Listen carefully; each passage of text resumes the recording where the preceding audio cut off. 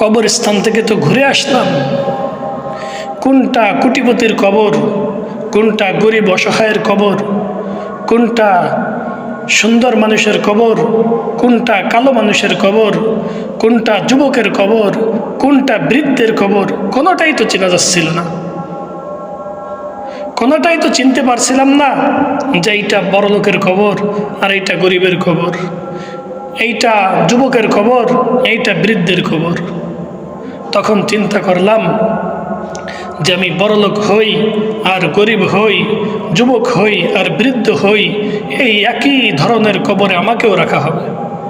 আমার জন্য কবরটাকে পাকা করা হবে না। আমার জন্য কেউ বলবে না শীতের দিনে ওকে দাফন দিচ্ছি, ও শীতের দিন কিভাবে কষ্ট সহ্য করবে, কবরে একটা ল্যাপ খেতে এনে দিই। কেউ বলবে না, আমার সন্তানও বলবে না, আমার বিবি বাচ্চাও বলবে না, কেউ বলবে না। রাত 1টার সময়, 1:26 বাজে, তখন একজন 3-4 জন যুবক আসছে, আমাকে ডাক দিচ্ছে, হুজুর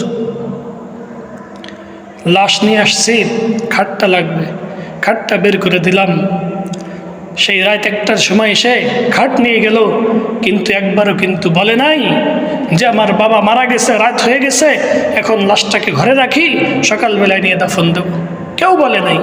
স্ত্রীও বলে নাই যে আমার স্বামী এত কষ্ট করছে এই বাড়ি করার জন্য, এত কষ্ট করছে এই গাড়ি করার জন্য, আমার স্বামীকে রাতটা ঘরে রাখি, সকালে মসজিদ থেকে খাট এনে খাটে রাখা হোক। কেউ বলে নাই, কেউ বলে নাই। ওই রাত 1:26 বাজে তখন এসে খাট নিয়ে ওই খাটে বাহিরে রেখে দিয়েছে। সকালবেলা দাফন দিয়ে জোহরের পর জানাজা শেষ। আমি জানাজার সময় বললাম যে এই লাশটাকে রাত 1:26-এর সময় ওই খাটে উঠানো হয়েছে তো হয়েছে, আর কিন্তু ঘরে ঢুকানো হয় নাই। বলে না হুজুর, ঢুকানো হয় নাই। বললাম যদি ঝড় হইতো, যদি কঠিন বৃষ্টিও হইতো, তাহলেও এই লাশ আর দ্বিতীয়বার ঘরে ঢুকতো না। এই লাশ দ্বিতীয়বার আর ঘরে ঢুকতো না। এই লাশ বেশির বেশি একটা পলিথিন দিয়ে সুন্দর করে বেঁধে রাখা হতো। বলে জি। তাহলে এই তো দুনিয়া, এই আমার শখের বাড়ি, এই আমার শখের ঘর।